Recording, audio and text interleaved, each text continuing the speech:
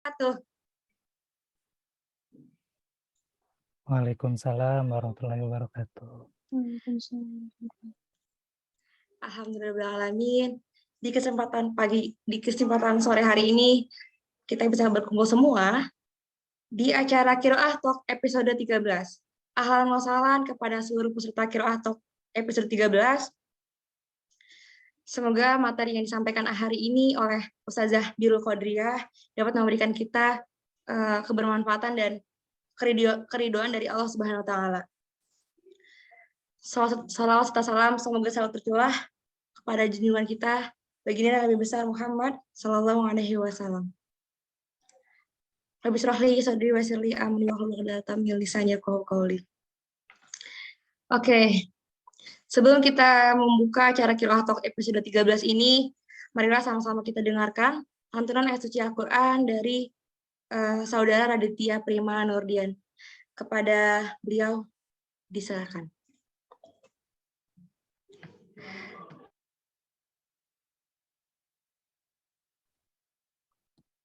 Assalamualaikum warahmatullahi wabarakatuh. Waalaikumsalam warahmatullahi wabarakatuh. Insyaallah pada sore hari ini saya akan membacakan surat Al-Hasyr dari ayat 18 sampai ayat 24. A'udzu billahi minasy syaithanir rajim. Ya ayyuhalladzina amanu taqullaha wal tanzur nafsum ma qaddamat lighad. Wattaqullaha innallaha khabirum bima ta'malun. Wala takunu kalladzina nasullaha fa'ansahum anfusahum. Ulaika humul fasiqun. La yastawi ashabun nari wa ashabul jannah. Ashabul jannati humul faizun. Lau anzalna hadzal qur'ana ala jabalin la ra'aitahu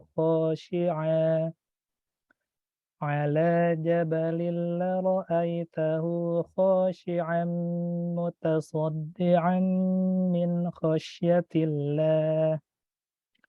Wa tilkal amthalu nadribuha linnasi la'allahum yatafakkarun. Huwallahu alladzi la ilaha illahu alimul ghaibi wasyahadah huwar rahmanur rahim. Huwallahu alladzi la ilaha illahu al-malikul quddusus salamul mu'minul muhaiminul azizul jabbarul mutakabbir. Subhanallahi amma yusyrikun. Huwallahul khaliqul bari'ul musawwiru lahul asma'ul husna. Yusabbihu lahu ma fis samawati wal ard. Wa huwal azizul hakim. Shadaqallahul azim. Assalamualaikum warahmatullahi wabarakatuh. Waalaikumsalam warahmatullahi wabarakatuh. Jazakallah khair Mas Radit. Semoga apa yang barusan kita dengarkan lantunan ayat suci Quran itu dapat memberikan hidayah kepada kita semua, bagi yang melantunkan dan juga yang mendengarkan. Amin amin ya rabbal alamin. Baik, kita masuk ke sesi selanjutnya, yaitu pembukaan. Sebelumnya, ahlan wa sahlan Ustazah Birul Qadriyah sudah ada di room Zoom ini. Terima kasih. Assalamualaikum Ustazah. Waalaikumsalam warahmatullahi wabarakatuh. Senang sekali bisa ketemu teman-teman semuanya sore hari ini. Alhamdulillah. Izin untuk menyapa teman-teman Qiraah Talk dulu ya Ustazah. Silakan Dek. Oke. Alhamdulillah Amin tadi di awal saya lupa untuk berkenalan. Karena tak kenal maka ta'aruf. Marilah kita untuk berkenalan terlebih dahulu. Saya Agnia Faradila Ridia dari Qiraah PEMS. Sebelumnya aku ingin mengajak buat teman-teman untuk menyalakan fitur kamera dulu nih. Bagi yang tidak ada kendala, boleh mungkin dinyalakan fitur kameranya supaya kita bisa bersapa, kita bisa memberikan charge semangatnya, kita bisa saling untuk melihat nih semangat dari wajah teman-teman ini. Boleh? Yang tidak ada kendala untuk menyalakan fitur kameranya supaya Ustazah Birul bisa melihat ya Ustazah semangatnya dari para pejuang ilmu di sini. Masya Allah. Ada yang menyalakan fitur kamera? Apa semuanya ada uzur mungkin ya? Oke, kita tunggu dulu.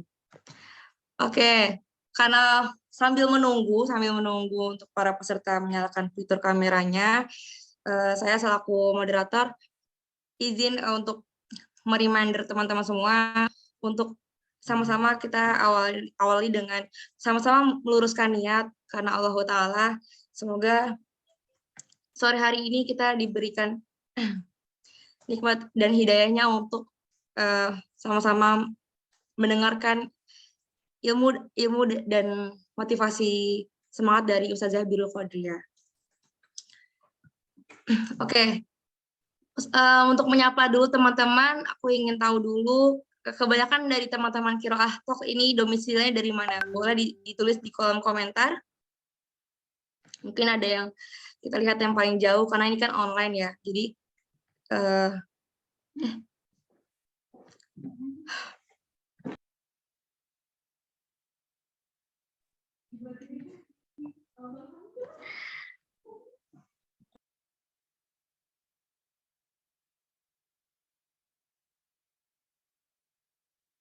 Oke. Oh, ada dari Jogja, ada dari Bogor, Masya Allah. Tangerang, saya juga di Tangerang. Ciputat, oh Ciputat, saya juga di Ciputat. Tangsel, Masya Allah. Ada yang lebih jauh lagi mungkin? Di Sorong, Papua, atau di Sabang, sampai Merauke. Oke, Masya Allah. Oke. Ada lagi yang mau menuliskan domisilinya teman-teman di sini semua? Mungkin ada yang satu daerah dan nanti bisa kajian bareng. Oke. Ahlan wa sahlan bagi para peserta Qiraah Talk yang sudah hadir di acara di episode 13 ini sama Ustazah Birul Qadriyah. Oke, tadi udah tanya domisili sudah. Oke, kedua mau tanya tentang kenapa teman-teman bisa mau berada di Zoom Qiraah Talk episode 13 ini. Boleh dituliskan mungkin alasannya, big why-nya kenapa teman-teman join di Zoom ini. Mungkin ada yang mau sharing, tulis di kolom komentar. Mungkin alasannya ada yang mengisi waktu luang atau mau bersapa dengan Ustazah Birul Qadriyah, mau men-charge energi lagi, men-charge semangat lagi. Mungkin bisa disampaikan di kolom komentar ya, teman-teman.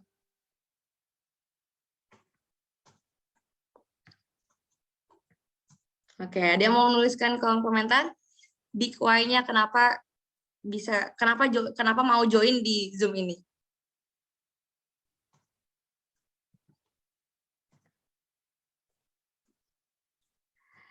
Untuk reminder, Insya Allah, reminder dulu.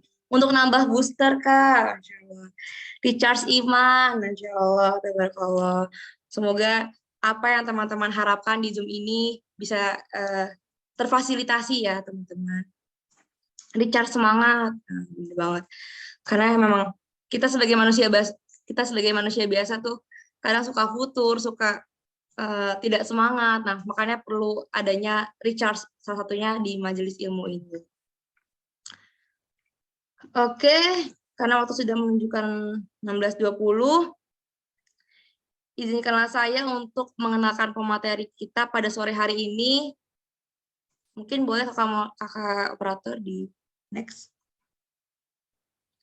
Oke. Sebentar.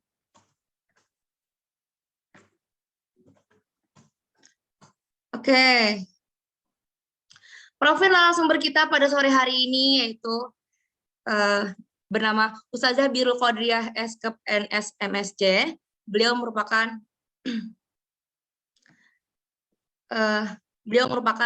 alumni dari the University of Edinburgh. Beliau peraih LPDP scholarship. Lalu ada jargon nih dari Ustazah Birul Qadriah, yaitu do the best, Allah will give a success. Masya Allah, tabarakallah. Kak Birul juga menyelesaikan pendidikan S1-nya di UGM dan meraih sederet penghargaan seperti terpilih menjadi mahasiswa berprestasi 1 UGM, mahasiswa paling inspiratif tingkat nasional, penerima Bidik Misi Award, terpilih menjadi Duta Keperawatan Indonesia, dan pada tahun 2014, beliau terpilih mewakili seluruh mahasiswa Bidik Misi Indonesia untuk berpidato di depan Presiden Republik Indonesia. Masya Allah ya teman-teman, cukup merinding baca awalannya. Lalu, beliau juga mendapatkan beasiswa LPDP untuk menempuh pendidikan S2. Lalu Ustazah Birul Qadriah juga menjadi peraih nilai disertasi tertinggi di jurusan Advancing Nursing Practice, the University of Edinburgh, Skotlandia, Inggris Raya. Melampaui teman-temannya dari berbagai negara seperti Turki, Arab Saudi, Cina, bahkan native student dari Inggris dan Eropa. Tahun 2020 sampai 2021 lalu, Kak Birul menjadi tim bahan staf khusus Menteri, bagian perguruan tinggi dan kerjasama luar negeri, Kementerian Desa, Daerah Tertinggal, dan Transmigrasi. Memutuskan untuk resign dari kantor di pertengahan tahun 2021 dikarenakan harus serius untuk program hamil. Kak Birul juga fokus mengembangkan karya anak bangsa melalui usaha yang didirikannya, bernama Cabinesia. Insya Allah. Serta beliau juga fokus berbagai ilmu dengan mengisi ribuan seminar dan kajian yang terutama untuk mahasiswa kaum milenial dan zilenial di Indonesia maupun di mancanegara seperti Malaysia, Jepang, dan Britania Raya. Kak Birul juga aktif menuliskan berbagai gagasan dan pengalamannya terkait perempuan dan pendidikan di Instagramnya nih. Jangan lupa di-follow teman-teman @birulqadriah dan di blognya birulsolihah.blogspot.com. Masya Allah, tabarakallah. Baiklah teman-teman, tanpa menunggu waktu lama, langsung saja kita sambut Ustazah Birul Qadriah. Assalamualaikum Ustazah. Waalaikumsalam warahmatullahi wabarakatuh, Dek Agnia. Masya Allah, Ustazah. Gimana kabar Ustazah? Alhamdulillah sehat nih. Kalau nggak sehat nggak bisa ketemu teman-teman dong. Ya kan, iya, alhamdulillah Allah kasih kesehatan sehingga bisa ketemu teman-teman semuanya sore hari ini. Masya Allah, Ustazah. Lagi sibuk apa nih Ustazah? Apa ya, banyak Terus macam-macam ya Dek ya. Macam yang penting mudah-mudahan senantiasa sibuk dalam kebaikan ya Dek Agnia ya. Masya Allah, tabarakallah. Semoga selalu diberi kesehatan ya Ustazah supaya bisa Ya Allah. lebih luas lagi. Oke Ustazah, karena episode Qiraah Talk ini bertemakan menyusun proposal hidup bersama Al-Quran. Jadi semoga teman-teman bisa mendapatkan insight positif dari Ustazah Birul Qadriah perihal kenapa seorang muslim harus memperhatikan hidupnya di dunia, Ustazah. Lalu juga kenapa sih seorang muslim tuh harus merencanakan hidupnya untuk hari esok di akhirat itu.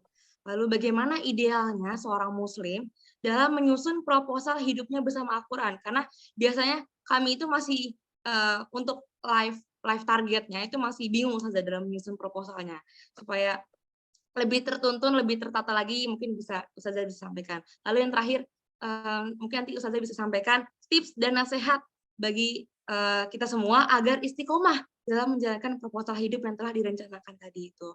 Mungkin itu aja Ustazah bisa disampaikan. Ya. Kepada Oke, baik. Ustazah Birul Qadriah, waktu dan tempat silakan. Terima kasih banyak Dek Agnia. Baik, sebelumnya Assalamualaikum warahmatullahi wabarakatuh. Waalaikumsalam warahmatullahi wabarakatuh. Alhamdulillahirabbil alamin wa bihi nasta'inu ala umurid dunya waddin. Sayyidina wa maulana Muhammadin wa ala alihi wa sahbihi ajma'in. Allahumma salli ala sayyidina Muhammad wa ala ali sayyidina Muhammad, amma ba'd. Alhamdulillah sore hari ini bisa bertemu dengan teman-teman semua di Qiraah Talk. Senang sekali nih, tadi ada yang dari Ciputat, lah deket kita ya. Ada yang dari Tangsel, gitu. Ada dari Jogja, saya dari Jogja juga aslinya, dari segala penjuru Indonesia ya, insya Allah. Alhamdulillah. Baik teman-teman, alhamdulillah sore hari ini semuanya sehat, bisa hadir pada kesempatan sore hari ini. Mari kita sama-sama bersolawat kepada Rasulullah SAW. Semoga kelak kita mendapatkan syafaatnya di yaumil qiyamah. Sore hari ini mulia sekali bahasan yang akan kita bahas ya teman-teman, yaitu tentang hidup bersama Al-Quran. Gimana nih, kenapa sih kita perlu menyusun proposal hidup gitu ya, dengan mengacu Al-Quran, dan kenapa ya Allah kira-kira ngasih kita Al-Quran gitu ya. Baik, menarik sekali materinya. Kakak nanti sebagian pakai slide, sebagian tidak. Jadi yang pertama kamu cerita dulu nih, betapa beruntungnya kita gitu ya, telah Allah kasih di zaman terakhir ini berupa Al-Quran. Kenapa teman-teman? Karena Al-Quran itu satu-satunya kitab suci yang nggak expired.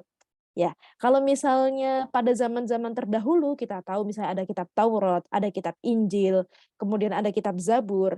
Nah, itu semuanya itu kemudian expired ketika sudah muncul Al-Qur'an. Tidak berlaku lagi, hanya berlaku di zaman nabi-nabi tersebut gitu. Tapi ketika ada Al-Qur'an sudah expired, maksudnya tidak dijadikan panduan utama. Tapi Allah kasih Al-Qur'an itu sebagai panduan kita. Nanti sampai akhir zaman dia akan terus ada dan tidak pernah expired. Itu yang pertama ya. Jadi betapa beruntungnya kita, Allah kasih mukjizat yang benar-benar berupa panduan dan pedoman hidup untuk kita. Kenapa teman-teman? Betapa nggak nyamannya kita kalau misalnya kita hidup tanpa panduan, tanpa ada pedoman. Susah banget loh hidupnya gitu ya. Contohnya gimana Kak? Oh, Kakak punya beberapa teman ya, pas kemarin kuliah di luar negeri itu banyak banget teman-teman Kakak yang nggak percaya sama Allah gitu ya. Maksudnya bukan nggak percaya sama Allah terus misalnya agamanya non muslim, nggak beragama teman-teman. Nggak percaya adanya Tuhan. Itu susah banget loh hidupnya. Kenapa? Karena dia tidak punya pedoman dan harus menyusun sendiri pedoman hidupnya. Alangkah rumit dan sulitnya ya teman-teman.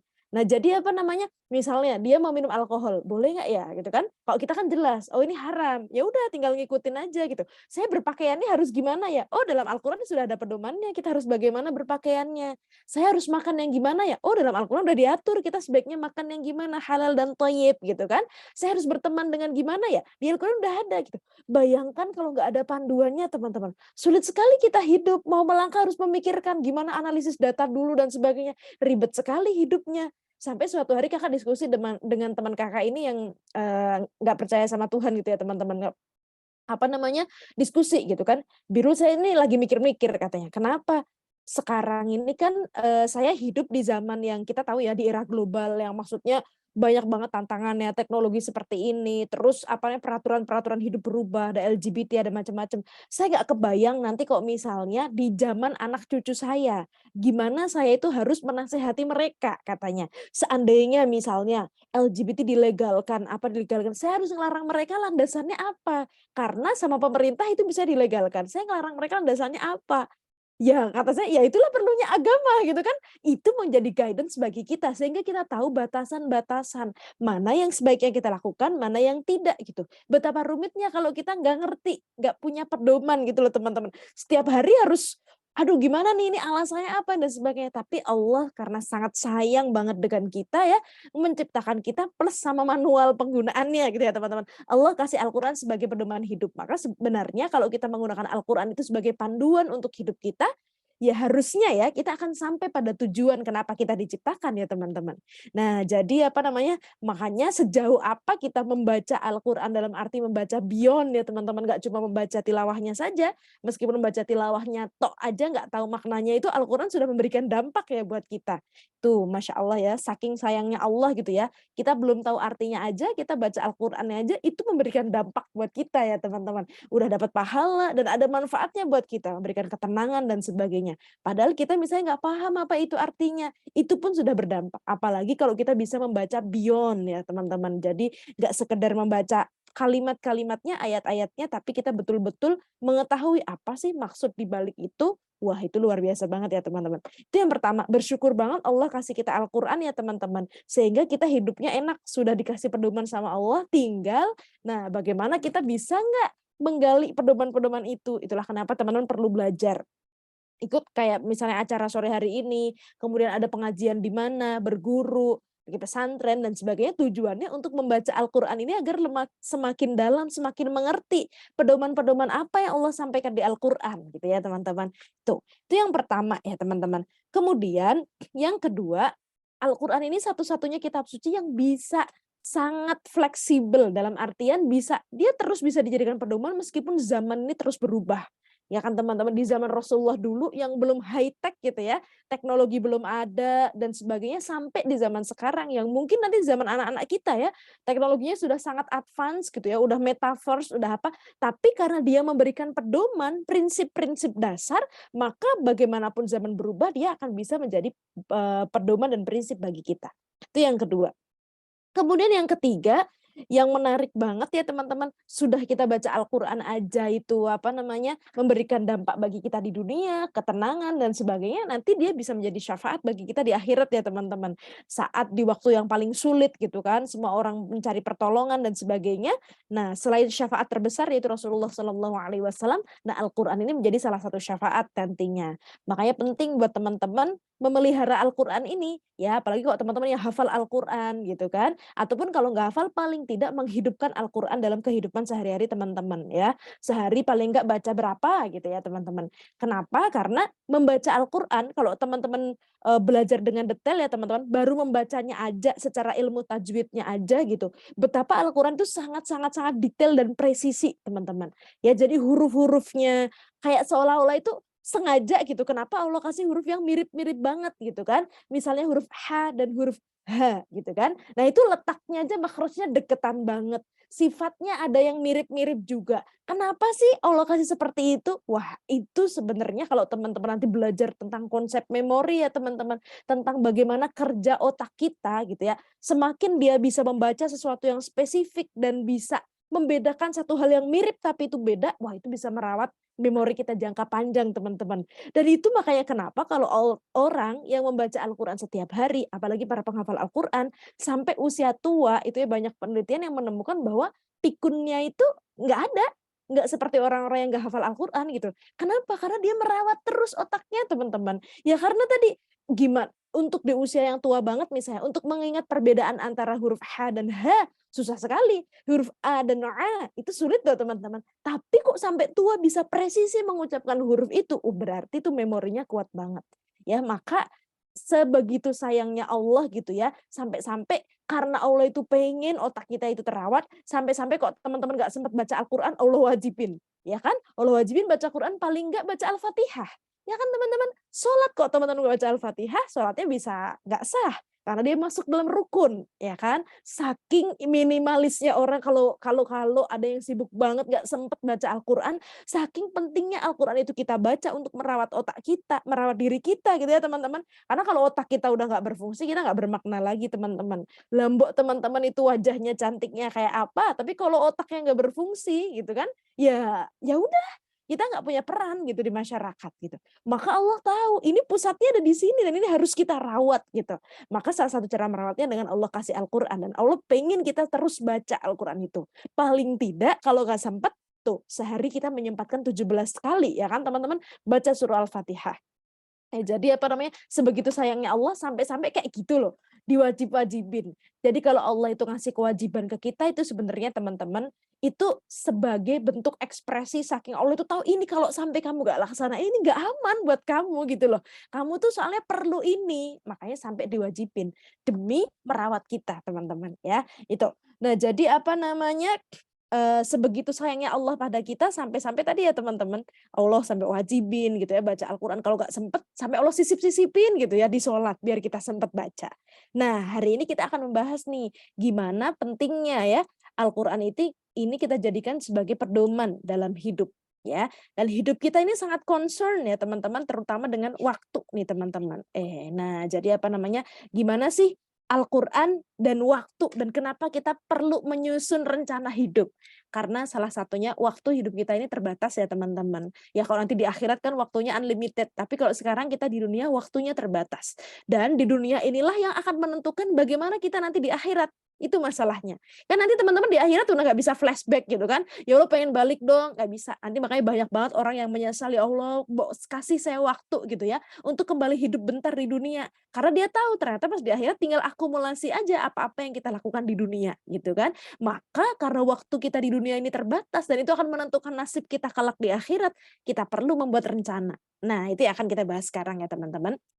Oke, yang pertama teman-teman, Islam itu sangat concern terhadap waktu ya teman-teman, karena saking tadi waktu kita hidup di dunia itu nggak panjang dan cuma sekali. Nah itu teman-teman, permasalahannya cuma sekali, nggak bisa remet ya kan. Kalau teman-teman ujian di kampus kan misalnya nggak lolos kayak, entar bisa ngulang, ambil semester pendek, ini nggak bisa teman-teman. Ya sekali teman-teman, apa namanya, fail ya gimana gitu kan. Makanya benar-benar harus dipersiapkan dan direncanakan.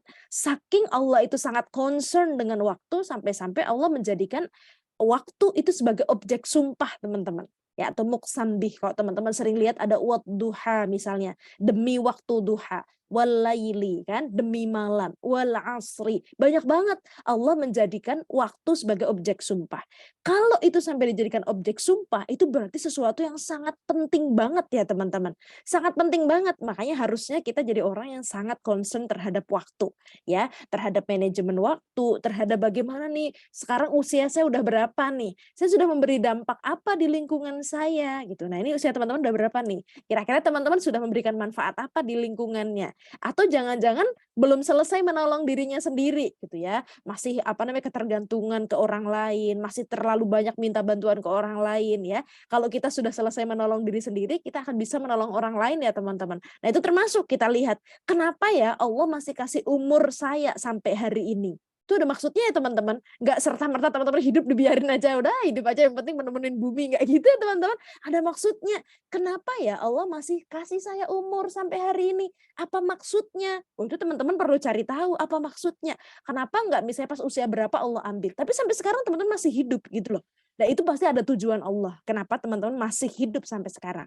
Nah itu perlu teman-teman gali. Ini yang pertama teman-teman. Yang kedua tentang relativitas waktu ya teman-teman. Bahwa waktu di bumi ini kalau dibandingkan dengan waktu di akhirat ya teman-teman, sangat singkat banget. Kalau kita sekarang belajar aja dengan waktu di bumi dengan waktu di planet lain, itu kan beda banget ya teman-teman. Makanya kalau orang kayak keluar angkasa, itu kan cuma berapa menit di sana, tapi ternyata di bumi udah puluhan tahun gitu ya. Jadi itu di dunia aja kita bisa tahu relativitas waktu, apalagi nanti dibandingkan dengan di akhirat teman-teman. Waktu kita di dunia ini kalau dilihat di sana mungkin nanti kayak cuma video trailer kali ya. Jadi makanya nanti Allah tunjukkan semuanya itu ya ibaratnya karena waktu kita ini sangat singkat di sini bisa jadi kayak video trailer doang kita lihat di sana tuh ya Allah kok bisa sih dulu kayak gitu ya. Benar-benar cuma set gitu. Allah tunjukkan semua data-data kita. Allah nggak bakal apa namanya hal kecil pun nggak akan ada yang luput gitu ya teman-teman. Apakah itu datanya gimana? Nggak ngerti. Siapa tahu nanti misalnya kayak pas kita masuk gitu tinggal malaikatnya kasih chip ya kan teman-teman. Ternyata setiap orang ada chipnya langsung keluar datanya di komputer semua. Bisa jadi. Sekarang kita di era teknologi aja bisa kayak gitu ya teman-teman. Misalnya kita mau masuk ke negara lain misalnya itu lihat apanya di scan data kita langsung keluar semua. Nah di akhirat bisa jadi teknologinya lebih canggih lagi ya kan teman-teman. Cuma oh ini siapa nih DNA-nya ada di scan DNA misalnya karena makhluk hidup nggak ada yang sama DNA-nya kan teman-teman. Saya dan orang lain pasti ada struktur selnya, genetiknya yang berbeda gitu kan. Siapa tahu dari struktur genetik itu misalnya, oh ini datanya setiap orang beda-beda, masukin aja chipnya langsung keluar data semua, jeret gitu kan. Nggak ada satupun yang luput, bisa jadi kayak gitu ya.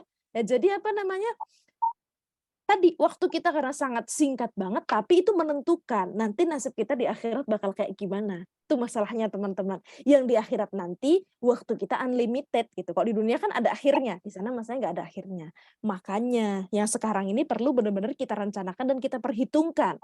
Kira-kira Allah kasih saya usia sampai berapa ya? Karena Rasulullah aja usianya kalau umat Rasul itu kira-kira sekitar 60-an doang ya teman-teman. Sekarang teman-teman usianya udah berapa? Untuk menuju ke sana tinggal berapa tahun. Nah, tadi manfaat apa yang sudah teman-teman berikan? Bekalnya cukup belum? Kalau tiba-tiba on the spot gitu ya, malaikat tiba-tiba datang gitu kan, "Ayo udah waktunya," gitu, "kita udah siap apa belum?" Nah, dulu aja kayak belum siap ya teman-teman, kayak ya Allah masih banyak banget gitu ya, yang masih hal-hal buruknya yang kita lakukan dibandingkan amal-amal baik kita gitu ya. Nggak kebayang kok tiba-tiba harus malam ini misalnya langsung di alam kubur sendirian gitu, kayak, "Ya Allah gimana ya, entar apa ya amal yang sudah saya perbuat?" Nah, kadang-kadang kita perlu refleksi seperti itu ya teman-teman. Oke. Nah, kenapa sih, apa namanya, sampai sebegitunya ya, Allah itu concern terhadap waktu, karena ini teman-teman, yang pertama kita nggak pernah tahu kapan hidup kita akan berakhir. Ya, kenapa teman-teman perlu membuat rencana? Karena kita nggak pernah tahu kapan hidupnya berakhir. Maka kita perlu membuat rencana terbaik dan melakukan apapun yang terbaik selama kita masih hidup sekarang ini. Ya, itu salah satu apa ya, tujuan gitu ya mungkin ya, kenapa Allah nggak kasih tahu kapan sih akhir hidup kita itu, salah satunya kita biar selalu berbuat baik dan memberikan yang terbaik teman-teman. Karena kan kita pengen akhirnya husnul khotimah. Ya maka kita selalu di waktu kayak gimana pun, di kondisi apapun, kita selalu berusaha memberikan yang terbaik. Karena, apa namanya, ketika kita memberikan yang terbaik, kemudian ingat akhirat, merasa selalu dilihat Allah, itu perlu kecerdasan tingkat tinggi ya teman-teman. Orang yang, apa namanya, dia meskipun tidak melihat objeknya, tapi menyadari bahwa itu sesuatu yang penting, sesuatu yang ini aku sedang dilihat Allah, itu kemampuan berpikir abstraknya tinggi banget teman-teman. Ya, contohnya berpikir abstrak thinking itu gimana? Misalnya teman-teman dilarang, apa namanya, makan apa gitu, kenapa ya dilarang ini? Kan nggak ada larangan itu kenapa tiba-tiba dilarang? Nah, tapi kalau teman-teman punya kemampuan abstrak thinking yang tinggi, "Oh iya kalau aku makan ini nanti bakal gini gini gini gini." Meskipun penyakitnya itu belum ada di diri teman-teman gitu kan, misalnya jangan makan yang terlalu tinggi gula gitu, ternyata itu nanti nggak aman gini gini gini gini. Teman-teman, apa namanya, belum melihat penyakitnya itu, tapi teman-teman tahu, "Oh ini nanti efeknya bakal gini gini." Apalagi ketika misalnya, kita merasa diawasi sama Allah, wah itu berpikirnya, Allah itu di mana ya? Allah nggak itu perlu kemampuan berpikir abstrak yang sangat tinggi. Makanya kenapa kalau orang-orang yang kemampuan berpikir abstraknya sangat tinggi banget, seperti para ulama-ulama itu, bener-bener teman-teman, di mana-mana ngerasa, ini aku sedang diawasi sama Allah, maka berusaha melakukan yang terbaik. Nah, kemampuan berpikir abstrak tingkat tinggi itu teman-teman, dimulai dari kita mampu taat pada hal-hal yang abstrak tapi, untuk membangun kemampuan abstrak ya, kita dimulai dari hal-hal yang konkret. Contohnya gimana? Mentaati aturan. Aturan itu hal-hal yang abstrak ya teman-teman. Misalnya lampu merah teman-teman harus berhenti. Lah kenapa? Itu kan maksudnya, lah kenapa? Itu kan hal yang abstrak. Nah, tapi kita lihat, oh merah, ada wujudnya, masih agak konkret, gitu. Tapi peraturannya itu hal yang abstrak. Nah, untuk membangun hal yang abstrak, bahwa oh kita ini sedang diawasi Allah dan sebagainya, dimulai dari hal-hal konkret. Misalnya apa? Lampu merah kita berhenti. Apakah ketika misalnya teman-teman pagi-pagi gitu ya, jam 3 pagi, nggak ada mobil yang lewat, teman-teman sendirian di situ, nggak ada polisi. Aku langgar nggak ya lampu merahnya ini? Nah, ketika kita masih melanggar, berarti kemampuan kita berpikir abstrak masih jauh banget. Apalagi membayangkan kalau di dalam kondisi yang nggak dilihat Allah, kita masih, ini Allah kayaknya lihat saya. Kayak itu gimana kalau hal yang konkret aja kita sulit, apalagi hal yang abstrak. Tapi ketika hal yang konkret teman-teman sudah berusaha, nah itu salah satu cara untuk membangun kemampuan abstrak thinking kita. Oh iya, ini lampu merah, ya emang nggak ada polisi sih. Emang nggak ada mobil lain yang lewat, tapi ini peraturan, aku harus taat. Nah, jadi di kondisi apapun harusnya teman-teman juga bisa menerapkan itu nantinya kalau hal yang konkret udah seperti itu. Oh memang aku nggak dilihat temen ini tapi hal dosa. Misalnya lagi tur ke Korea gitu kan, ada makanan yang nggak halal. Ih murah banget, itu enak banget, mumpung lagi nggak ada orang kan aku di sini muslim sendiri gitu kan, misalnya cobain dikit. Nah tapi kok teman-teman misalnya ingat, oh tapi Allah ngelihat, nggak jadi deh makan itu. Kan gitu ya teman-teman. Tuh, ini yang pertama. Yang kedua, teman-teman, setiap detik waktu kita akan dimintai pertanggungjawaban ya, teman-teman ya. Jadi tadi nggak ada yang luput dari catatan Allah ya. Semuanya akan kedetek gitu ya, teman-teman. Hal yang sangat detail sekalipun semuanya akan kedetek ya. Jadi makanya benar-benar kita perlu merencanakan tadi agar memastikan hal-hal yang kita lakukan itu penuh dengan manfaat.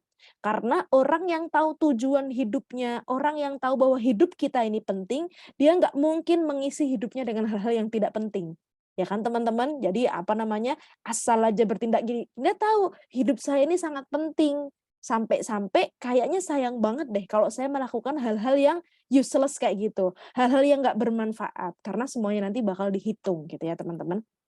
Oke, jadi banyak banget sebenarnya Allah meminta kita ya untuk disiplin terhadap penggunaan waktu ini untuk memastikan hidup kita terencana, salah satunya apa teman-teman?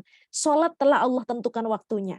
Itu salah satu cara Allah untuk membuat hidup kita terplanning loh teman-teman. Kan teman-teman siklusnya jadi enak tuh. Misalnya bangun sholat subuh, ya kan? Jam segini bangun. Itu kan seolah-olah Allah udah nyuruh gitu. Jam segini kamu harus bangun. Kayak udah ada rute rencana waktu gitu loh teman-teman. Ya kan? Kebayang kalau kenapa teman-teman yang non muslim misalnya bangunnya jam 9, bangunnya jam berapa gitu. Karena nggak ada guidance, nggak ada yang memotivasi dia untuk bangun gitu loh. Sedangkan sama Allah wajib loh, sholat wajib loh, adzan subuh jam segini gitu. Teman-teman harus bangun. Tuh habis itu kan beraktivitas. Jam 12 teman-teman akan istirahat karena waktunya sholat duhur. Ya kan teman-teman? Kayak sudah ada rundown kegiatannya gitu setiap hari. Nah, kita kan tinggal mengisi jam-jam di sela-selanya. Nah, jadi apa namanya? Itu sebenarnya salah satu cara Allah kayak ini loh. Waktumu tuh harus diatur. Ini udah jam segini kamu harus sudah ready. Jam segini kamu waktunya istirahat. Kayak sudah diatur sebelumnya kan nggak ada tiba-tiba sholat isyaknya jam berapa tengah malam. Nggak ya teman-teman. Dan tentang waktu ini, tentang waktu sholat itu Mbak Biru benar-benar ngerasa tertampar banget ya pas Mbak Biru kemarin kuliah di Inggris tuh kayak sesayang itu Allah sama warga negara Indonesia tercinta gitu ya. Karena apa? Waktu sholat kita itu sangat stabil banget ya teman-teman. Kan teman-teman dari zaman lahir sampai sekarang tuh waktu adzan subuh ya kalau nggak jam 4, setengah 5, jam 5, jam segitulah ya. Jam setengah 6 gitu. Nggak mungkin kayak adzan subuh tiba-tiba berubah jadi jam setengah 3 pagi. Kan nggak pernah ya teman-teman. Jadi stabil banget. Waktu sholat duhur juga jam segitu-gitu. Makanya kenapa jadwal sekolah itu bisa dibuat jam istirahat siang. Itu kira-kira jam 12. Karena adzan duhurnya jam segitu-gitu terus. Nggak berubah ya kan. Nah tapi ketika kita tinggal di negara 4 musim teman-teman. Waktu sholat tuh berubahnya bisa ekstrim banget gitu ya. Contohnya kayak misalnya lagi di musim panas gitu ya. Musim panas itu kan mataharinya terbit lebih awal. Nah itu adzan subuh itu bisa jam 2 pagi teman-teman. Jam 2 pagi udah adzan subuh. Itu bingung banget bikin jadwal sekolahnya mau buka jam berapa itu kan. Nah dan di musim dingin, apa namanya matahari kan terbit lebih akhir. Nah itu adzan subuh jam 8 pagi teman-teman. Wah seksi kurikulum itu bingung banget di sekolah bikin jadwalnya gimana kan gitu ya. Nah tapi di Indonesia Allah kasih waktunya stabil banget loh. Tapi masih ada juga yang malas-malesan ya kan, sholat gitu kan. Nah jadi, pas Mbak Biru ya Allah sayang banget ya Allah sama orang Indonesia. Antara Allah itu sayang banget atau Allah tahu banget ke orang Indonesia tuh mager banget jadi harus dikasih jadwal yang enak gitu ya. Itu nggak tahu ya. Tapi kemungkinan sih sesayang itu Allah sama kita. Sampai waktunya dibikin stabil. Soalnya kalau nggak stabil dikit, wah bahaya nih gitu kan. Orang Indonesia bahaya nih kayak gitu ya. Nah tapi itu tantangan ya teman-teman. Jadi pas Mbak Biru gitu, ya Allah gitu ya. Jadi pernah suatu hari pas Ramadan, itu waktu sholat isya itu jam 12 malam teman-teman. Maghrib itu jam 10 malam. Dan waktu sholat subuhnya jam 2 pagi. Kebayangkan? Jadi jam 2 pagi udah bangun sholat subuh, habis itu maghribnya baru jam 10 malam teman-teman. Udah puasanya panjang banget. Yang kedua kita bingung banget mau tidur jam berapa. Karena maghribnya jam 10 malam teman-teman. Isyanya jam 12 malam. Kok di Indonesia kan teman-teman tidur pada isya ya jam 9 apa jam 10. Ini adzan isyanya jam 12. Tapi adzan subuhnya jam 2. Kan teman-teman biasanya tidur antara isya ke subuh. Paling bangun bentar kan tahajud kan. Ya itu kan paling 1 jam atau 2 jam sebelum subuh. Lah kalau ini adzan subuhnya jam 2, isyanya jam 12, nah teman-teman mau bangun jam berapa tahajudnya coba? Kan susah banget ya kan? Ya Allah, se-complicated ini gitu. Tapi di Indonesia senyaman itu Allah bikin jadwalnya. Maka harusnya teman-teman tuh bersyukur banget. Sesayang itu loh Allah sama kita. Kok ya kita masih harus susah banget gitu ya disuruh sholat misalnya waktunya ntar dulu sebagainya. Nah itu ya. Nah ntar dulu tuh udah ajakan untuk males ya teman-teman. Udah nggak rajin, tanda-tanda nggak rajin salah satunya ntar dulu ya. Itu yang pertama. Yang kedua, pentingnya punya perencanaan hidup. Nah, ini sudah Allah bahas ya teman-teman. Ini teman-teman kayaknya udah hafal banget ayatnya ya teman-teman. Fa'idza faraghta fansab wa ila rabbika farghab gitu ya. Selesai satu kegiatan, kamu harus segera. Di situ ada kata segera berpindah ke urusan yang lain. Selesai satu urusan, segera pindah ke urusan yang lain. Nggak ada orang yang bisa bergegas ke urusan yang lain kalau dia nggak tahu urusan berikutnya itu apa. Ya kan teman-teman? Ya misalnya habis kegiatan ini ntar kamu mau ngapain? Ngapain ya? Aduh aku belum tahu nih mau ngapain. Ya nggak bisa satset kalau kayak gitu caranya. Teman-teman baru bisa satset kalau tahu, oh habis ini aku mau gini. Oh maaf aku habis ini ada acara ini nih, aku cuma bisa sampai jam segini. Kan teman-teman udah siap-siap kan? Wah aku nanti nggak punya waktu transisi nih, waktu transisinya cuma 5 menit. Berarti teman-teman udah packing dulu dari sebelum ini gitu kan misalnya. Udah karena apa? Udah tahu agenda setelah ini apa. Maka harusnya seorang muslim itu punya perencanaan, termasuk punya agenda, teman-teman. Itu rencana detail keseharian ya. Agenda itu rencana keseharian, to do list apa yang aku lakukan hari ini. Habis ini aku mau ngapain, habis ini aku mau ngapain. Jadi akhirnya apa? Bisa selesai satu urusan, segera pindah ke urusan yang lain. Ya kan kalau teman-teman nggak kayak gitu, slow aja. Habis ini udah hangout dulu lah. Habis ini apa? Lihat HP bisa berjam-jam karena nggak ada kegiatan. Nggak tahu malah kegiatannya bakal ngapain gitu kan. Bingung, gelundang-gelundung gitu kan. Nggak ngerti soal kegiatannya apa. Tapi kok teman-teman tahu, aku kegiatannya banyak banget nih. Jam segini sampai jam segini aku harus bikin laporan. Jam segini aku harus ikut acara ini. Jam segini aku harus mengkoordinasi ini. Itu pasti teman-teman jadi orang yang satset banget dan efisien dalam penggunaan waktunya. Ya, jadi nggak ada waktunya yang nggak bermanfaat. Maka kenapa kalau kita menyibukkan diri kita dengan banyak kebaikan, kita nggak sempat teman-teman untuk berbuat yang nggak baik lah, waktunya nggak ada. Ya kan? Makanya teman-teman perlu mempunyai agenda yang padat dan semua isi agenda itu adalah kebaikan. Ya, jadi biar tadi nggak sempet gitu ya untuk melakukan hal-hal yang nggak baik, soalnya nggak masuk agenda gitu ya. Jadi apa namanya? Nih, penting punya perencanaan. Jadi buat teman-teman yang belum punya agenda, belum punya rencana besok mau ngapain besok pagi gitu ya, atau habis lulus kuliah mau ngapain, nah itu tuh dengan teman-teman punya perencanaan, teman-teman itu bisa melakukan apa namanya antisipasi. Oh, plan A, plan B. Juga bisa berpikir bagaimana caranya nih. Aku kalau misalnya waktunya cuma segini, aku gimana caranya biar efektif nih. Misalnya waktu skripsi gitu kan udah semester 7,5 gitu kan, tinggal setengah semester doang. Wah, ini aku yudisiumnya paling maksimal tanggal segini nih. Karena teman-teman punya perencanaan, waduh gimana caranya di 3 bulan ini skripsiku selesai. Oh, kalau gitu aku setiap hari harus diperpus dari jam segini sampai jam segini. Karena teman-teman punya perencanaan, akhirnya tercapai gitu loh. Tapi kalau teman-teman nggak punya perencanaan, hidupnya ya udah Kak, saya tuh slow down aja menikmati hidup, nggak usah bikin hidup ribet, nggak usah ya udah, tahu-tahu waktu berlalu gitu loh. Tahu-tahu, astagfirullahaladzim, waktunya tinggal segini lagi, aku belum selesai gini-gini. Nah, gitu tuh. Dan teman-teman, salah satu hikmah Mbak Biru kembali ke nomor 1, waktu sholat ditentukan itu kayak Allah tuh kasih tahu deadline.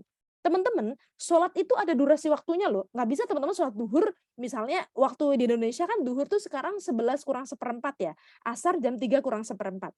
Nah, ada durasi waktunya kan dari jam 11 kurang seperempat sampai 3 kurang seperempat. Nggak bisa teman-teman, ntar aku sholat duhurnya jam 4 aja. Ya nggak bisa. Ada durasi waktunya. Itu kayak seolah-olah Allah kasih tahu ke kita bahwa pekerjaan itu harus ada deadline-nya. Ada durasi waktunya. Maka kalau teman-teman misalnya ngerjain sesuatu harus ada deadline-nya yang jelas. Nggak harus seselesainya deh. Ya seselesainya. Ya harus ada deadline-nya yang jelas gitu. Ini mau diselesaikan berapa lama? Teman-teman bikin laporan tuh mau dikerjain berapa hari? Harus jelas. Kalau enggak ya tadi gimana? Dan Allah udah kasih tahu. Ini loh ada durasi waktunya segini. Maka meskipun misalnya teman-teman ada tugas dari dosen tapi nggak ada deadline waktunya, teman-teman harus bikin deadline-nya sendiri. Oh, aku tanggal segini harus sudah selesai. Karena nih tugas ini harus dikumpulkan nanti paling lambat misalnya bulan apa. Aku harus bikin deadline sendiri. Ya karena tadi teman-teman harus ada batasan-batasan aturan waktu kapan ini dimulai, kapan selesai gitu ya. Ini yang pertama, terus yang kedua tadi penting punya perencanaan hidup. Dan yang ketiga di surah Al-Asr ini teman-teman hafal banget ya, memastikan waktunya bermanfaat. Itu penting banget ya teman-teman. Maka tadi dengan teman-teman punya agenda, itu teman-teman sudah bisa memastikan kegiatan hari ini bakal apa aja. Dan teman-teman memastikan, oh ini semuanya positif. Nggak mungkin dong teman-teman bikin rencana kegiatan hal-hal negatif. Kan nggak mungkin. Pasti yang teman-teman masukin hal-hal yang positif. Dan ketika teman-teman membuat rencana itu, pastikan rencananya dibuat dengan penuh kesadaran. Tapi kok teman-teman tanpa rencana, ya hidupnya mengalir aja, ya bisa jadi nggak tanpa kesadaran gitu. Tahu-tahu waktunya udah habis, aduh tugasku ini belum selesai, tugasku itu belum selesai. Nah, makanya biasanya waktu yang membuat rencana itu yang bagus kapan, Mbak? Kalau Mbak Biru biasanya lakukan di pagi hari setelah sholat tahajud. Jadi Mbak Biru habis sholat tahajud, itu biasanya langsung siapin sticky notes sama cek buku agenda gitu ya. Hari ini kegiatannya apa aja, terus aku mau kegiatan apa aja nih, to do list. Jadi Mbak Biru cek agenda, oh ternyata udah ada jadwal nih, di tanggal ini Mbak Biru misalnya kayak sekarang ngisi di acara ini, atau enggak ada kegiatan apa gitu. Terus habis itu lihat to do list, oh aku harus ada dikerjakan tugasnya ini nih, urutannya begini. Nah tadi jadi kita bisa satset. Bahkan meskipun teman-teman di rumah gitu, lagi libur kuliahnya misalnya, teman-teman juga tetap harus punya agenda. Oh pagi-pagi bersih-bersih kosan, kedua aku masak, ketiga makan jam segini, habis itu mandi, harus dibuat deadline kegiatannya. Biar apa? Teman-teman tahu bisa memastikan hari ini bermanfaat atau tidak. Nah, makanya sebelum tidur biasanya Mbak Biru cek lagi, apa ya yang hari ini yang udah dilakukan ini udah semua dilakukan belum? Oh, lupa tadi mau SMS dosen. Kan ketahuan kalau ada deadline agendanya. Ketahuan, oh ini aku ada yang kelupaan. Lah kalau teman-teman nggak ada, ya udah gitu, nggak ngerti ada yang kelupaan nggak, ada yang ketinggalan nggak yang harus dilakukan hari ini. Nah, dengan teman-teman punya list tadi, teman-teman jadi tahu, oh tadi kan aku mau balesin email jam segini sampai jam segini kok kelupaan. Nah, pas teman-teman evaluasi jadi tahu, oh aku harus segera lakukan sekarang. Nah, itu membantu kita ya teman-teman mengefisienkan waktu dan juga membuat transisi dari satu kegiatan ke kegiatan yang lain tuh cepat gitu ya. Itu dan memastikan waktu kita bermanfaat. Makanya Imam Asy-Syafi'i itu pernah menyampaikan seandainya gitu kan, apa namanya, Al-Qur'an itu yang turun, ayatnya itu cuma surah Al-Asr doang, itu cukup buat manusia. Kenapa? Karena Al-Asr itu isinya adalah tentang waktu dan agar kita memastikan waktunya bermanfaat. Saking urgent-nya waktu itu gitu loh. Sebegitunya gitu ya. Makanya sampai maksudnya bahasanya itu kan bahasa kiasan ya sebenarnya kata Imam Asy-Syafi'i itu bahasa kiasan gitu. Saking apa namanya? Ya kalau kita itu concern dan peduli banget dengan waktu dan memastikan waktu kita bermanfaat ya hidup kita itu bagus gitu loh. Sebegitunya gitu ya. Tuh, kemudian yang terakhir ini di surah 59 ayat 18, nah teman-teman bisa buka ya, Mbak Biru lupa belum cantumkan, tadi belum sempat masukkan ke slide, ya agar kita mempersiapkan untuk esok hari ya, bahwa semua kegiatan yang kita lakukan hari ini, itu kita harus pikirkan dampaknya di esok hari gimana. Esok hari dalam artian di dunia dan di akhirat ya teman-teman. Misalnya teman-teman ngelihat apa namanya scroll-scroll medsos yang nggak bermanfaat gitu ya, ada aurat-auratnya. Ini apa sih manfaatnya untuk otak saya gitu ya, otak saya di dunia ini dan nanti ada nggak tagihannya di akhirat? Jangan-jangan entar mata saya ditanya, emang ditanya ya teman, bukan jangan-jangan emang bakal ditanya beneran gitu kan. Kamu di dunia ngelihat ini, lihat ini gitu kan. Itu ditanya, telinga kita dipakai untuk mendengarkan apa, bermanfaat apa enggak. Semuanya bakal ada tagihannya gitu. Maka kita perlu pikirkan ketika teman-teman melakukan kegiatan itu kayaknya dosa deh ini. Nah, ini ada manfaatnya apa enggak nih di dunia? Ntar di akhirat dampaknya gimana nih? Harus dipikirkan kayak gitu ya. Diajak temennya, ntar ini yuk ketemuan sama si dia yuk gitu. Ketemuannya untuk membahas apa? Hal yang penting nggak? Atau cuma ngobrol-ngobrol yang nggak penting? Atau ini jangan-jangan malah dosa? Efeknya nanti apa di masa depan dan sebagainya. Hari apa ya, hari Selasa lalu, Ngebiru ngisi teman-teman Karib ya, Karib itu kayak komunitas pemuda gitu di BSD. Nah waktu itu ada satu anak nih yang cerita, pengen tobat gitu, temannya pengen tobat dari PMO. PMO tuh lihat film porno dan sebagainya itu teman-teman. Nah bagus, berarti dia menyadari bahwa ini tuh hal yang nggak bermanfaat buat saya gitu ya. Teman-teman misalnya main games, ada manfaatnya nggak buat saya di dunia dan di akhirat. Terus makanya kenapa penting banget melandasi semua aktivitas kita itu dengan ilmu. Jadi Mbak Biru waktu itu pernah ya teman-teman cerita sama gurunya Mbak Biru gitu. Kita lagi bahas tentang agenda ini, terus salah satunya Mbak Biru gaya banget dong. Saya mandi saat bangun tidur saya langsung mandi. Ya itu nggak tahu apakah efek lagu bangun tidur terus mandi jadi akhirnya sampai gede kayak gitu. Jadi Mbak Biru punya kebiasaan bangun tidur meskipun itu bangunnya 2:30 pagi kan mau tahajud, Mbak Biru langsung mandi teman-teman. Nah waktu itu yang menarik adalah pertanyaan gurunya Mbak Biru.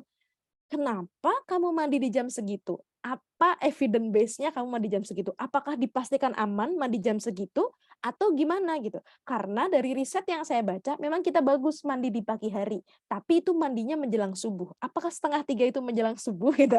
Apakah itu aman untuk tubuh kita dan itu bermanfaat atau itu membawa madorot untuk kita gitu kan? Kalau kamu sudah punya datanya bagus, laksanakan kegiatan itu. Tapi kalau misalnya itu nggak aman buat kita, ya kamu harus cari sumber datanya dulu dan kamu harus merevisi agenda harian kamu kata gitu.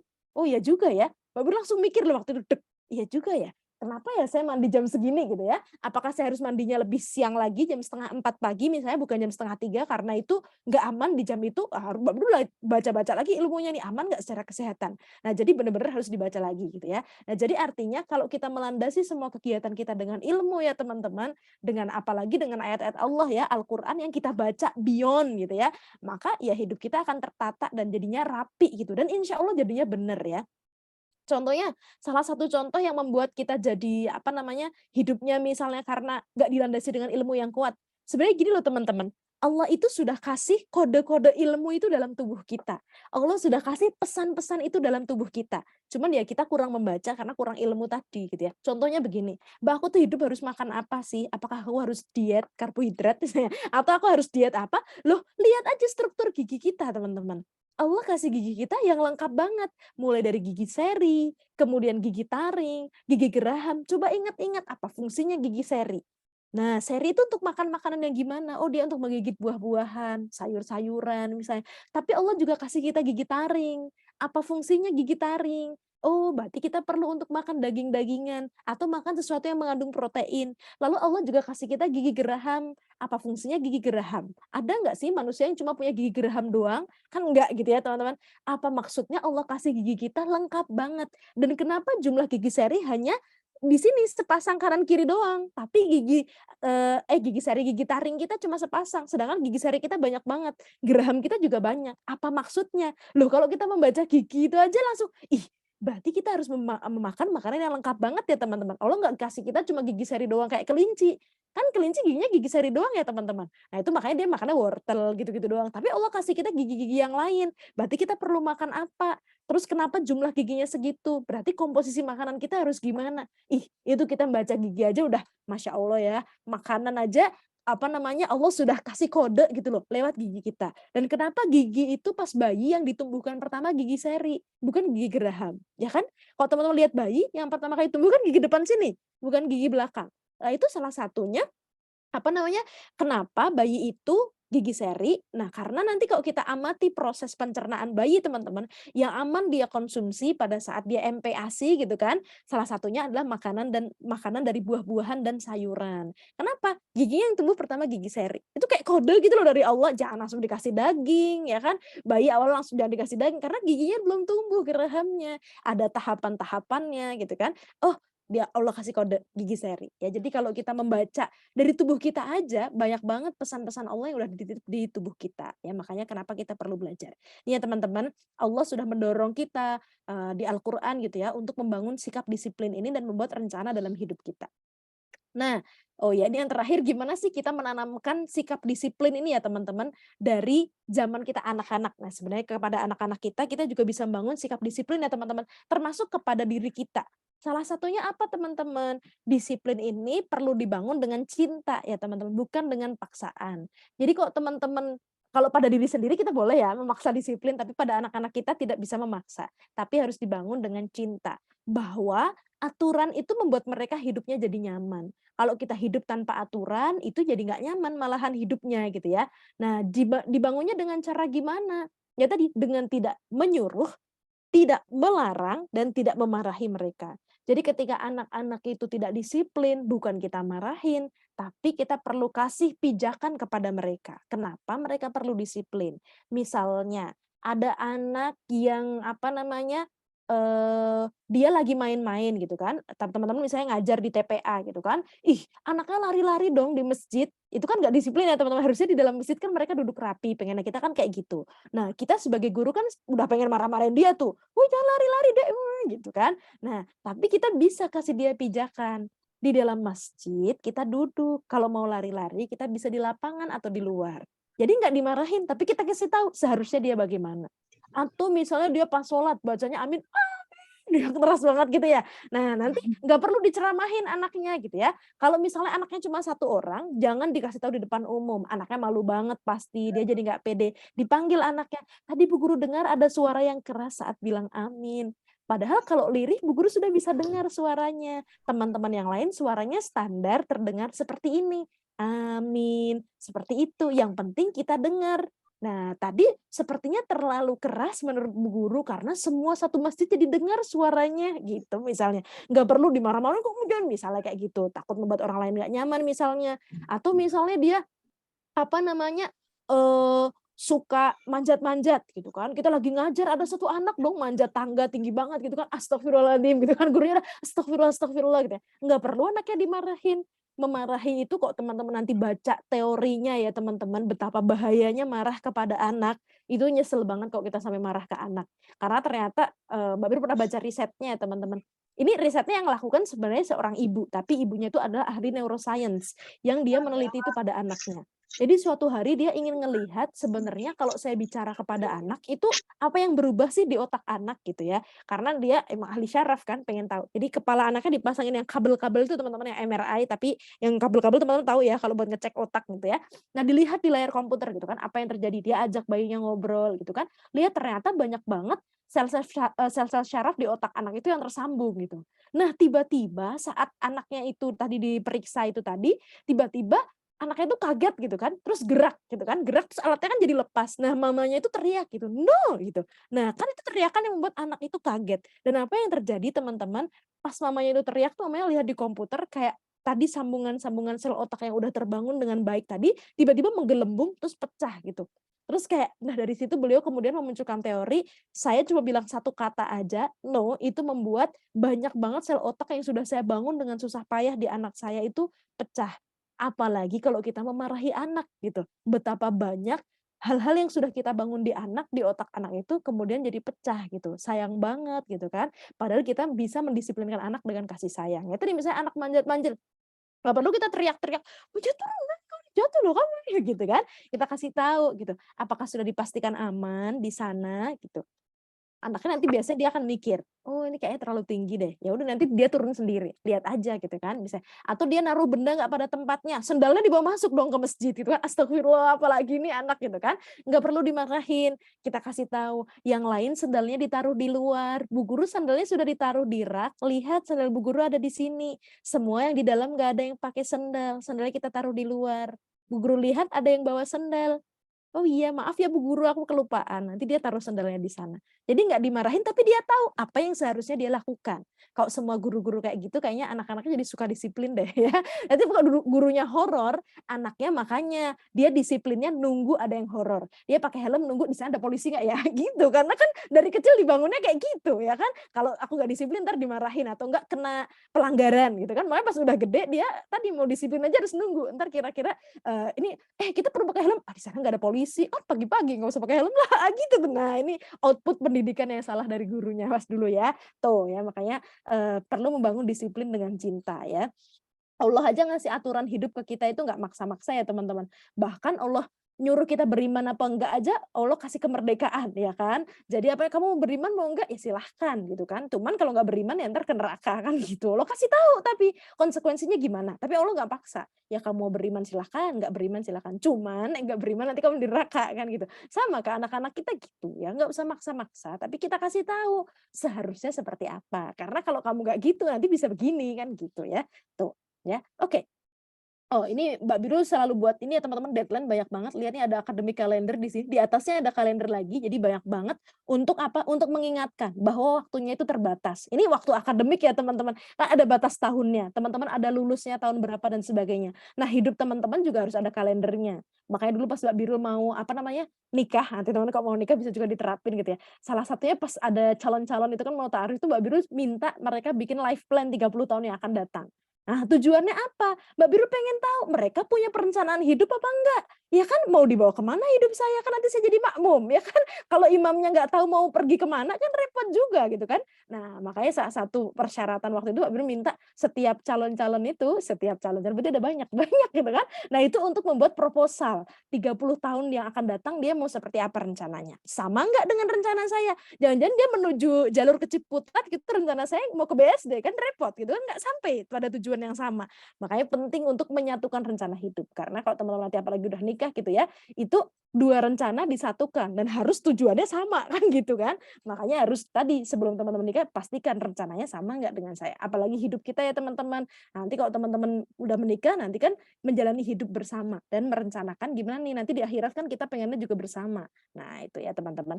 Nah, ini yang terakhir dari Mbak Birul, renungkanlah ya, kenapa sih Allah masih kasih usia kepada kita hingga hari ini ya tadi yang aku sampaikan di awal. Itu penting banget karena ya tadi Allah bisa sewaktu-waktu cabut nyawa kita, tapi sampai hari ini Allah izinkan kita masih hidup. Apa maksudnya? Nah, jadi mari kita sama-sama merenungkan ya, kenapa Allah masih kasih kesempatan kita hidup sampai hari ini. Mohon maaf lahir batin teman-teman, kita lebih banyak diskusi ya mungkin ya. Akhiri wassalamualaikum warahmatullahi wabarakatuh. Waalaikumsalam warahmatullahi wabarakatuh. Jazakillah khairan Ustazah Birul. Masya Allah. Ini insight-nya sangat-sangat mencharge semangat dan menampar-nampar juga Ustazah. Terkait kita mungkin yang warga rebahan tertampar mendengar apa yang sudah Ustazah sampaikan. Baik, saya izin untuk mereview apa yang tadi saya sampaikan terkait tema kita yaitu menyusun proposal hidup bersama Al-Quran, bahwa tadi Ustazah Birul sudah sampaikan beruntungnya kita karena Al-Quran ini tidak pernah expired. Bayangkan kalau tidak ada guide life, sehingga tidak bisa dibayangkan kalau tidak ada aturan, mungkin akan amburadul.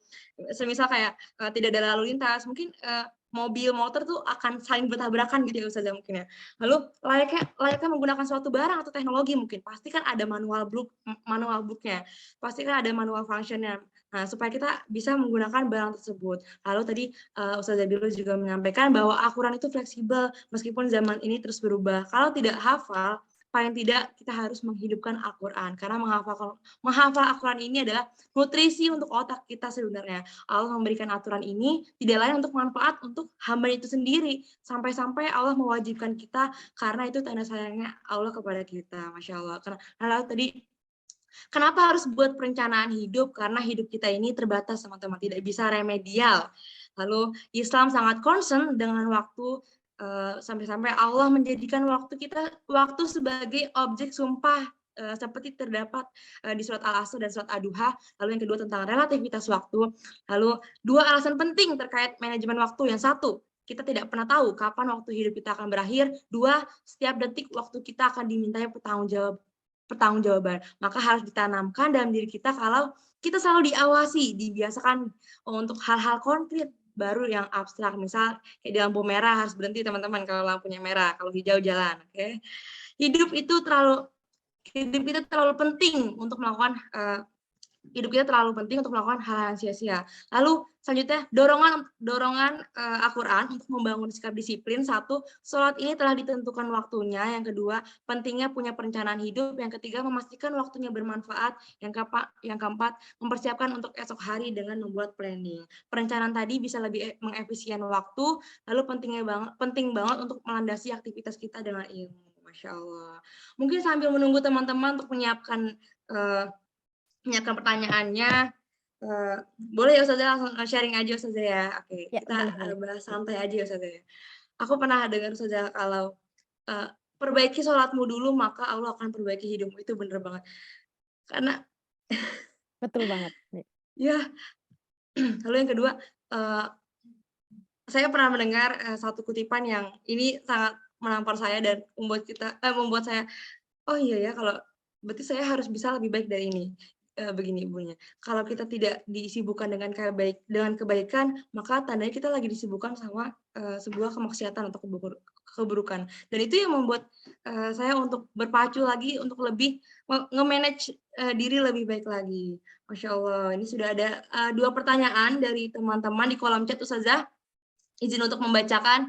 Assalamualaikum Ustazah, izin bertanya bagaimana cara bisa istiqomah bersama Al-Quran karena pernah merasa jenuh. Apakah rasa jenuh itu adalah kesalahan diri? Masya Allah. Mungkin bisa langsung dijawab Ustazah? Boleh. Ya baik, ini kayaknya Mbak Bru cuma bisa di 2 pertanyaan ini deh Agnia, karena udah ditunggu Pak suami tercinta. Kalau Oh teman-teman siapa baik. yang nunggu? Aduh ya, mohon maaf ya kalau teman masih yang jomblo, mohon Ya maaf ya. Allah. Oke, baik. Jadi yang Kasihan. pertama, nih ya teman-teman, gimana caranya kita bisa istiqomah dengan Al-Quran. Terus karena kadang merasa jenuh ya teman-teman. Ya emang istiqomah itu susah ya teman-teman. Kalau yang mudah tuh istirahat ya. Ya jadi yang mana kalau istiqomah emang susah. Bener-bener. Nah cuman apa namanya, ya gimana nih biar kita istiqomah dan nggak jenuh. Yang pertama yang jenuh dulu ya teman-teman. Kenapa sih rasa jenuh ini muncul? Nah, itu yang perlu kita analisis, kenapa manusia bisa ngerasa jenuh. Pertama, mungkin karena kita tidak menikmati ya teman-teman. Maksudnya tidak menikmati situasi itu. Contohnya, misalnya teman-teman diajar sama guru yang nggak teman-teman sukain. Pasti kok nggak selesai-selesai sih ngajarnya gitu ya. Jenuh. Karena apa? Teman-teman nggak nyaman, nggak menikmati kalau beliau yang ngajar. Udah horor duluan gitu kan. Jadi jenuh. Tapi coba teman-teman saya belajar, dosennya itu yang teman-teman suka banget, itu kayak, udah selesai ya waktunya. Gitu kan, nggak kerasa. Nah, jadi kita belajar untuk menikmati Al-Quran. Nah, untuk sampai level menikmati ini bisa banyak cara ya teman-teman. Ya, bisa dengan teman-teman paling tidak Mbak Biru tuh pernah ngajar ada ibu-ibu yang susah banget baca Al-Quran gitu ya. Apa namanya, katanya, "Ustadzah, saya itu dulu kalau baca Al-Quran langsung selantar gitu kalau orang Jawa itu langsung aja gitu. Tapi setelah saya belajar tajwidnya, meskipun saya belum tahu maknanya, tapi saya mencoba menikmati. Oh, ini saya harus baca sekian ketukan, saya baca. Ternyata apa namanya, saya jadi lebih betah tuh bacanya. Nah, itu bertahap ya teman-teman, proses untuk menikmatinya itu bertahap levelnya. Apalagi kalau teman-teman sampai tahu maknanya. Makanya kenapa Rasulullah itu sampai sangat menikmatinya baca Quran. Beliau kan pernah dikisahkan sholat tahajud itu 1 rakaatnya itu berjuz-juz ya teman-teman. Kan dari Al-Baqarah waktu itu sampai Al-Maidah kalau nggak salah ya. panjang banget gitu kan, berapa juz itu ya, dan kok nggak capek. Itu dalam sholat loh teman-teman, dalam sholat bukan di luar sholat. Kalau di luar sholat kan wajar ya, ini di dalam sholat 1 rakaat segitu. Itu kalau orang nggak menikmati sholatnya dan nggak menikmati bacaan Quran ya, teman-teman jadi makmumnya aja udah ini tadi udah kayaknya udah keluar dari jamaah kan gitu kan. Misalnya imamnya gitu kan, sholat tahajud gitu kan, baca Qurannya 2 juz setengah misalnya. Itu teman-teman baru setengah juz aja udah apa giol kanan, giol kiri, aduh nih gimana ya? Apa saya keluar dari jamaah apa gimana ya? Kan gitu. Nah, ini Rasulullah panjang banget. Kenapa? Menikmati. Ya kalau kita menikmati itu kan kita pengen menambah terus waktunya ya kan teman-teman. Nah, jadi apa namanya? Kalau teman-teman nikmati sesuatu, ini waktunya udah mau habis. Oh iya ya, boleh nggak sih kalau nambah lagi waktunya kan gitu. Karena kita suka menikmati dan kita mencintai aktivitas itu. Maka apa namanya kalau kita mulai jenuh dengan Al-Qur'an, berarti perlu ngecek nih, ada yang salah dengan diri saya atau sayanya yang belum terlalu mengerti betapa indahnya Al-Qur'an itu. Biar tahu gimana, harus belajar sih deh, emang terus belajar ya teman-teman. Karena Al-Qur'an itu semakin kita pelajari, semakin kita baca, semakin indah teman-teman. Ya semakin Masya Allah, kok bisa ya? Ya Allah, kok ternyata Allah ngajarin itu. Kayak sekarang Mbak Biru lagi mempelajari sekolah lagi ya, belajar tentang tumbuh kembang anak gitu kan. Mempelajari tentang konsep matematika, misalnya yang Allah berikan pada anak gitu ya. Dan apa namanya, ternyata di Al-Quran tuh banyak banget ayat-ayat tentang bilangan gitu. Terus kayak Allah tentang ayat-ayat tentang perhitungan. Ih, kok keren banget ya matematika aja dibahas banyak banget sama Allah di Al-Quran gitu. Terus habis itu betapa misalnya anak kenapa sih di usia segini dia udah bisa mikir gini, terus Al-Quran udah bilang kayak gini, kayak ih keren banget gitu ya. Makanya terus belajar ya teman-teman. Jadi Dek Sumawati, mudah-mudahan Allah mampukan kita untuk terus belajar agar semakin kita tahu apa rahasia indah di balik Al-Quran, semakin kita akan tahu keindahan Al-Quran itu sendiri dan mudah-mudahan kita jadi menikmati ya proses membaca Al-Quran. Itu perlu waktu dan pastinya bertahap ya, nggak bisa langsung levelnya set, bertahap, tapi kita terus belajar. Itu ya Adik Sumawati, Mbak Biru juga mudah-mudahan saling mendoakan ya teman-teman, mudah-mudahan kita istiqomah dengan Al-Quran. Kalaupun kita sulit untuk istiqomah teman-teman, masukkan Al-Quran itu dalam agenda teman-teman. Ya, makanya tadi perlu punya agenda. Salah satunya kayak misalnya Mbak Biru tuh berusaha memastikan paling enggak gitu ya, memastikan kalau tambahan-tambahan bagus, tapi memastikan sehari paling enggak 1 juz gitu. Kapan? Nah itu pas pagi habis sholat subuh. Kan teman-teman belum merempong kemana-mana. Nah habis sholat subuh itu pastikan baca Quran 1 juz. Itu masuk dalam agenda kakak setiap hari. Jadi apa namanya, kalau teman-teman sulit untuk istiqomah, masukkan itu dalam agenda. Biar istiqomah lah ada di agenda harus dilaksanakan. Kan gitu ya. Itu ya Dek Sumawati. Terus habis itu yang kedua, apa Dek Agnia boleh? Oke, Ustazah. Assalamualaikum Ustazah Biru, izin bertanya, bagaimanakah langkah-langkah untuk bisa menemukan guru yang tepat dalam kita belajar Al-Quran, baik melancarkan bacaan, menghafal, tadabbur, hingga mengimplementasikannya dalam keseharian. Kadang ketika futur seperti butuh banget guru untuk bisa berbagi, berdiskusi, dan pastinya dibimbing. Seperti itu. Oh ya baik. Ini bisa tanya nih ke kiroah, teman-teman kiroah. Ini nih ya kan. Nah, jadi apa namanya? Nah menarik Expertnya dulu, nih. Ustazah.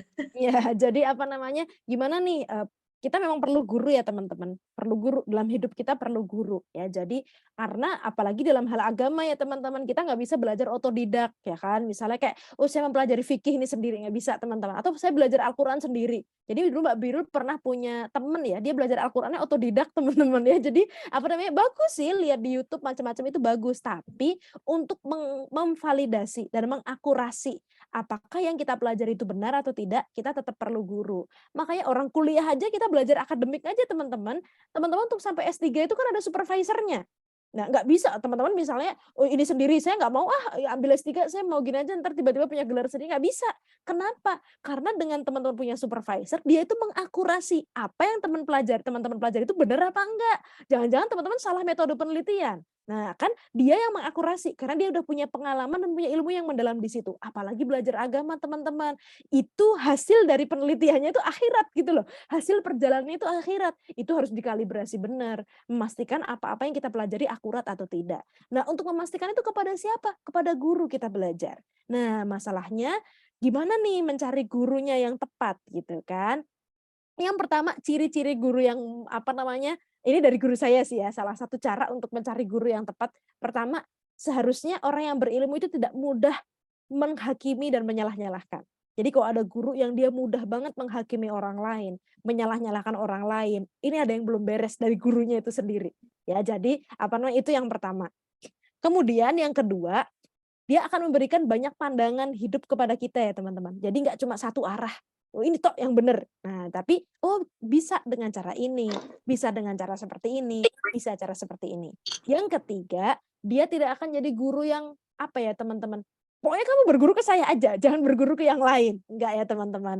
Karena semakin banyak guru-guru kita, semakin kita itu akan punya wacana yang luas gitu ya. Orang Imam Asy-Syafi'i aja pas selesai belajar di Mekah, kemudian direkomendasikan sama gurunya untuk belajar ke Madinah ketemu Imam Malik.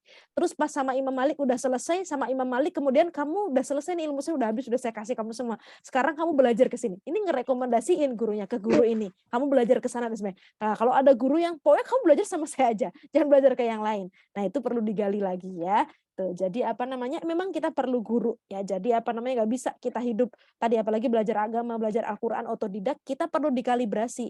Apa-apa yang kita pelajari ini benar apa enggak. Kalau enggak, teman-teman belajar semuanya sendiri, bisa memunculkan aliran sendiri tuh teman-teman. Aliran sesat itu kan banyak yang muncul gara-gara mempelajari sendiri tanpa guidance gitu loh. Akhirnya dia merumuskan apa-apa sendiri berdasarkan pengetahuannya gitu.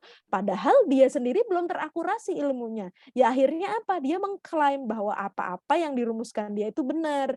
Ya akhirnya ya tadi bikin aliran sendiri. Ya jadi memang kita sangat perlu guru. Ya jadi apa namanya? Selamat melakukan pencarian guru ya teman-teman. Mbak Biru juga sampai sekarang tetap terus berguru.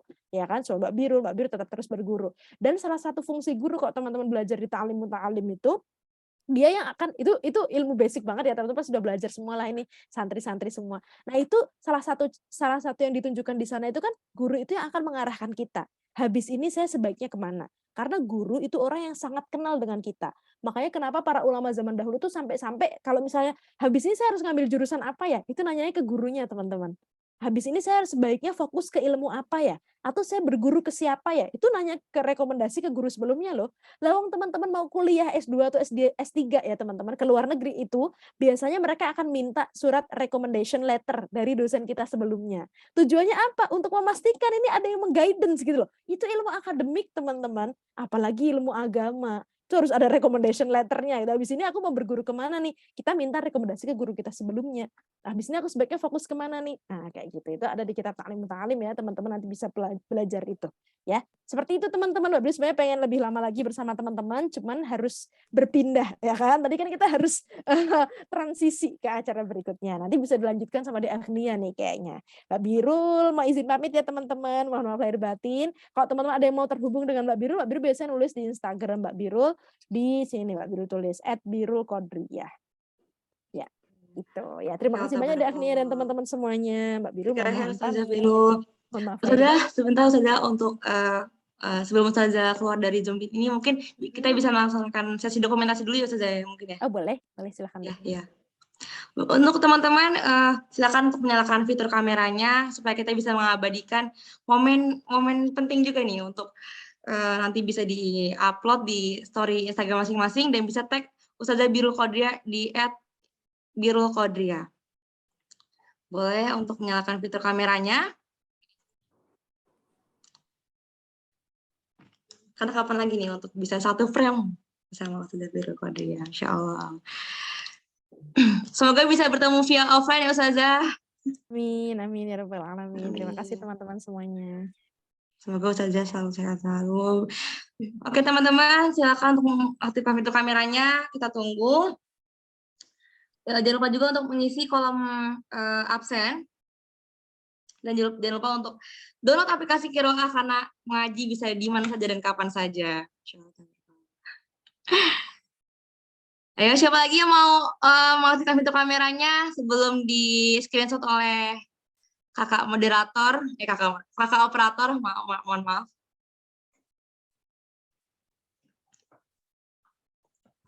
Yuk, kita on-cam dulu sebelum.